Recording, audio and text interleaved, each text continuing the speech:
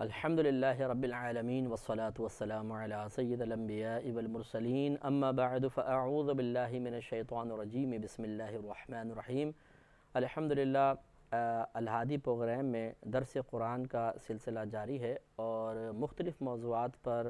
مختلف انداز سے درس قرآن کرتے ہوئے اب جس ٹاپک کا ہم نے انتخاب کیا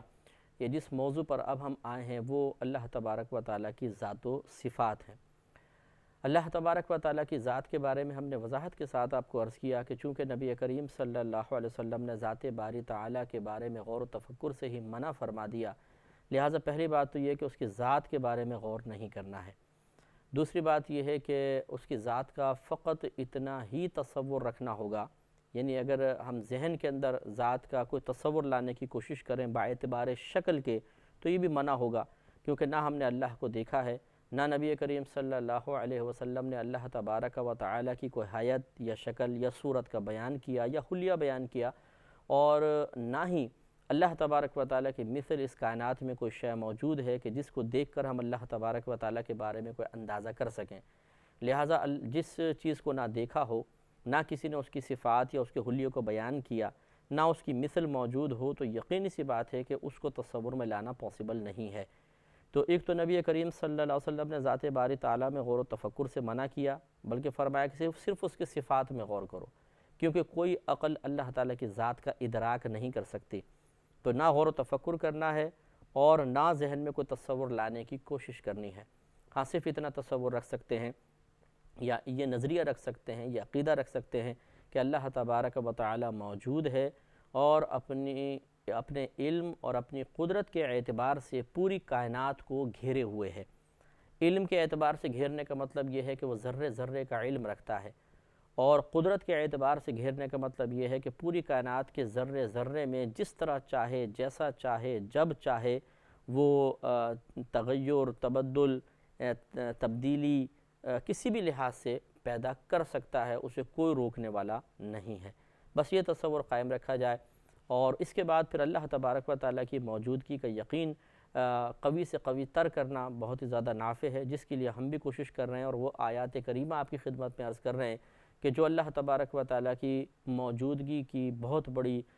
دلیلیں فراہم کر رہی ہیں، دلائل قدرت پر غور و تفکر کی دعوت دے رہی ہیں، جس کا فائدہ یہ ہوگا، جیسے ہم نے پچھلے پروگرام میں بہت ہی وضاحت کے ساتھ عرض کیا تھا کہ جتنا اللہ تعالیٰ کے دیکھنے کا یقین قوی ہوگا، جتنا اللہ تعالیٰ کی موجودگی کا یقین مضبوط سے مضبوط تر ہوتا چلا جائے گا، اور جتنا اللہ تبارک و تعالیٰ کے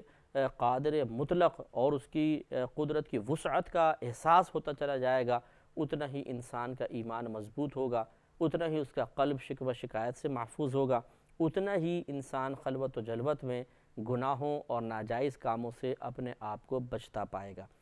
لہٰذا سورہ انعام کی آیت نمبر 95، 96 اور 97، ان تین آیات میں لگاتار اللہ تبارک و تعالیٰ نے کائنات میں موجود اپنی قدرت، کائنات میں موجود قدرت، دلائل قدرت کو بیان کیا ہے۔ ہم بھی اس پہ غور و تفکر کرتے ہیں۔ اللہ تعالیٰ نے فرمایا کہ ان اللہ فالق الحب والنوا، بے شک اللہ تبارک و تعالیٰ پھاڑنے والا ہے دانے کو اور گٹھلی کو۔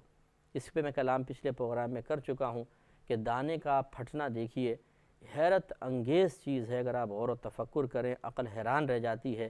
کہ ایک معمولی سا دانہ، چاہے وہ باجرے کا دانہ ہو، گندم کا دانہ ہو، وہ پھٹتا ہے، ایک سرسبز پودا اس کے اندر سے نکلتا ہے۔ اس کا نکلنا دیکھیں، اس کی نازکی دیکھیے، اس کی بناوٹ دیکھیے، اللہ تبارک و تعالیٰ نے کیسے میٹیریل سے اس کو تیار کیا ہے۔ حقیقتاً پوری کائنات مل کر بھی ایسا ایک پودا بنانا چاہے، اسی میٹیریل سے، اسی مواد سے جس سے اللہ تبارک و تعالیٰ نے بنایا، تو نہیں بنا سکتے ہیں۔ اور کتنی حکمت کے ساتھ، کتنا ایکوریٹ اس کا اندازہ ہے کہ نہ گرمی زیادہ، نہ سردی زیادہ، نہ مطلب یہ کہ کسی اور لحاظ سے کوئی چیز اس کو نقصان پہنچانے والی۔ زمین ہے، اس میں آپ نے کھاد ڈالی ہوئی ہے، کیمیکل بھی ہیں، سب کچھ ہے، اور خارجی بہت سارے خطرات بھی موجود ہیں، لیکن اس میں سے وہ ننھا سا پودا نکلتا ہے، اور پھر آگے چل کر یا تو ایک درخت بن جاتا ہے، یا آگے چل کر فصل باقاعدہ کھیتی بن جاتا ہے، اور اس سے پھر انسان نفع حاصل کرتے ہیں۔ پھر ایک دانے سے سینکڑوں ہزاروں دانے، ایک سے ہزاروں، یہ پیدا کرنا کتنا اللہ تعالیٰ کا کمال ہے۔ پھر آگے ارشاد فرمایا کہ یخرج الحی من المیت و مخرج المیت من الحی، وہ نکالتا ہے زندہ کو مردہ سے اور مردہ کو زندہ سے۔ میرا رہنما کوئی اور ہے۔ وہ نکالتا ہے زندہ کو مردہ سے۔ جیسے دیکھیں مرغی کا انڈا دیکھیے، یہ پہلے اگر آپ اس کو توڑیں زردی ہے اس میں اور سفیدی ہے، بے جان چیزیں ہیں، لیکن اگر اس کو مرغی کے نیچے رہنے دیا جائے یا آپ مصنوعی طریقے سے مشینز وغیرہ رکھ کر ایک مخصوص ٹمپریچر پہ اس کو رکھیں تو کچھ عرصے بعد وہ جمنا شروع ہوگا، اور پھر جب وہ ٹوٹے گا تو اس میں سے چوزہ نکل آئے گا۔ اسی طرح اگر آپ نے ڈاکومنٹریز دیکھی ہوں تو کچھوے کی مادہ جو ہوتی ہے ساحل سمندر پر آ کے گڑھا کھود کر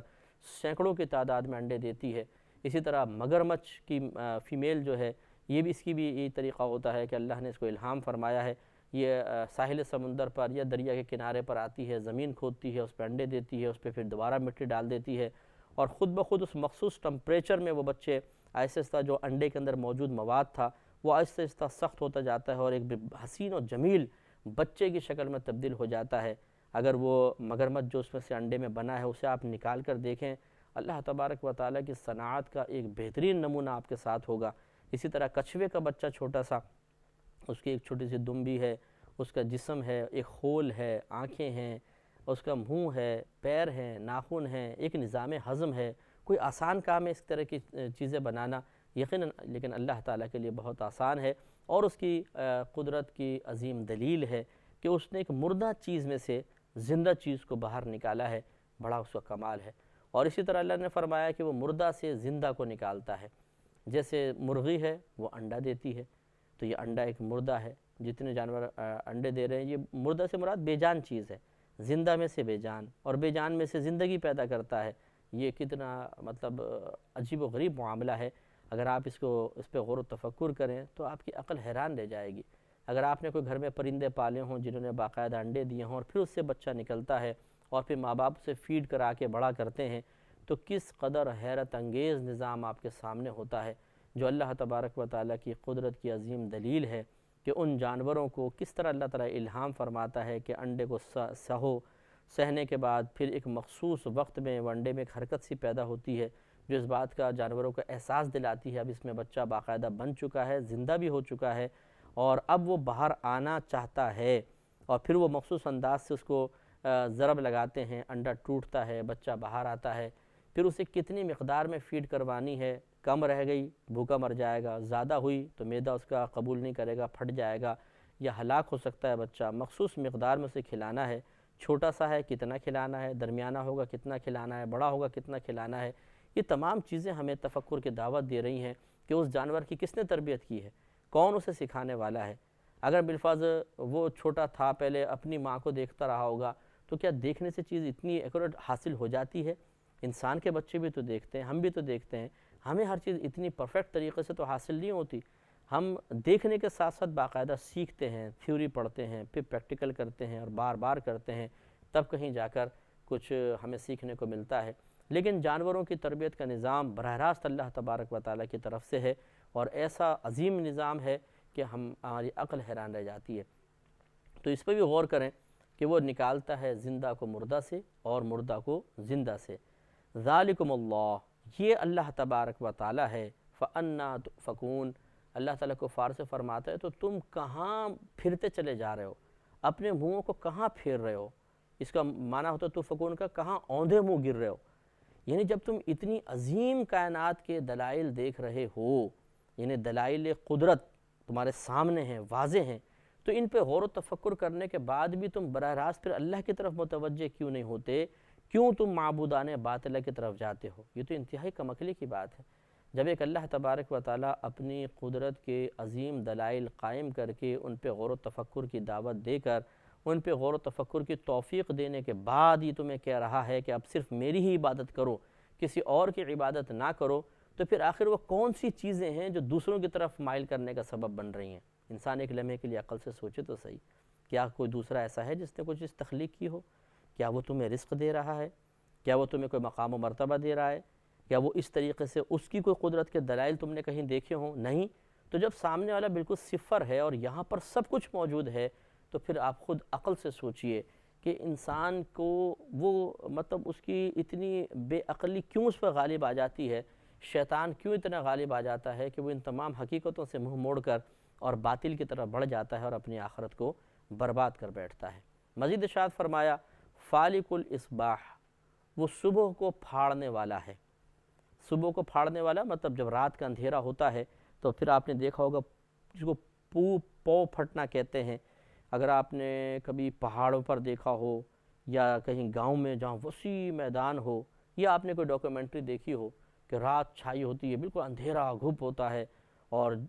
جھینگروں مچھروں کی آوازیں آ رہی ہوتی ہیں، پھر ایک دم آہستہ آہستہ سورج کی کرن نکلتی ہے، سورج نظر نہیں آتا لیکن کائنات میں سفیدی چھانے لگتی ہے، اور پھر آہستہ آہستہ سورج باہر نکلتا ہے اور پوری کائنات واضح اور روشن ہو جاتی ہے۔ وہی عظیم میدان کہ جو رات میں اس کے ایک قدم کا چپا آپ کو نظر نہیں آ رہا تھا، وہ میدان دور تک کئی میل دور تک نظر آنے لگ جاتا ہے۔ کس نے یہ نظام بنایا؟ کون ذات ایسی ہے کہ جو رات کو پھاڑ کر صبح کو نکالنے والی ہے اور حیرت انگیز اجالا کرنے والی ہے؟ اس پہ غور و تفکر فرمائیں۔ میرا رہنما کوئی اور ہے۔ کیا ہم اتنا بڑا سورج بنا سکتے ہیں؟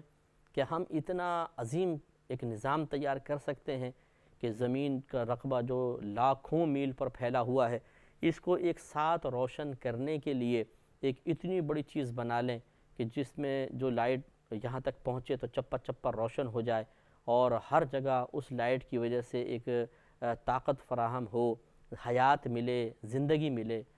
ساؤتھ افریقہ یا افریقہ کے سائیڈ کے بہت سے ایسے جنگلات ہیں، اگر آپ نے ڈاکیومنٹریز دیکھی ہوں، کہ جہاں اوپر درخت اتنے ملے ہوئے ہیں کہ سورج کی روشنی زمین پر نہیں آتی۔ جب تک سورج کی روشنی زمین پر نہیں آتی نشو و نما رکی رہتی ہے،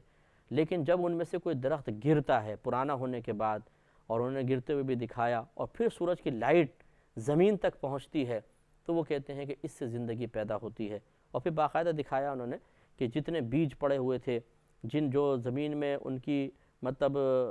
نشو و نما میں تھوڑی سی کمی رہ گئی تھی کہ ان کو لائٹ کی ضرورت تھی، وہ تھوڑے عرصے بعد ہی پھر وہ پھٹنا شروع ہو جاتے ہیں اور اس سے پودے نکلنا شروع ہو جاتے ہیں۔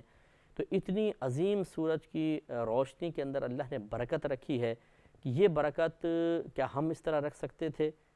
یا کوئی اور ذات ایسے رکھ سکتی ہے؟ یقینی سی بات ہے کہ نہیں، وہ ایک ہی ہمارا خالق و مالک ہے جس نے اتنے عظیم نظام کو بنایا ہے۔ تو قربان جائیے اس ذات پر، تو پھر کیوں کسی کی طرف مائل ہوں؟ اس اللہ کی طرف کیوں نہ مائل ہوں جو اتنی عظیم صناعت کا مالک ہے، اتنی عظیم چیزیں بنانے والا ہے، اسی کی طرف متوجہ ہونا چاہیے۔ تو پھر آگے ارشاد فرمایا کہ فالق الاصباح، وہ صبح کو پھاڑنے والا ہے، وَجَعَلَ اللَّيْلَ سَكَنًا، اور بنایا ہے اس نے رات کو باعث سکون۔ رات کو باعث سکون بنایا۔ ڈاکٹرز کہتے ہیں کہ اگر کوئی پوری نائٹ جاگے اور دن میں سارا دن سوتا رہے تو یہ اس کے لیے صحت کے لیے انتہائی مضر ہے، اور وہ کہتے ہیں کہ 40 دن کوئی دن میں سوئے، 40 دن، لیکن ایک رات سو جائے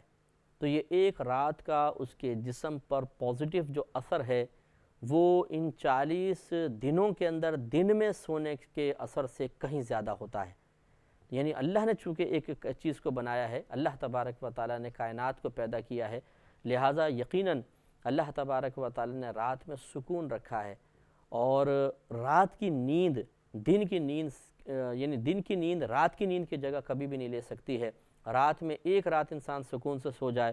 40 دن کے اندر 40 دن تک سونا یا 40 دنوں کے اندر سونا اس کے برابر اس کو سکون ملتا ہے۔ وجہ کیا ہے؟ یہ آپ کی میری اپنی خواہش ہے، ہم نے ایک چیز کو اختیار کیا اور وہ ہمارے رب کا مقرر شدہ ہے، اور جو اللہ کا مقرر شدہ ہوتا ہے اس میں کمی نہیں ہوتی، اس میں خرابی نہیں ہوتی ہے۔ تو اس پر غور و تفکر کریں کہ واقعی اللہ کا فرمان کتنا حق ہے کہ اس نے رات کو باعث سکون بنایا ہے۔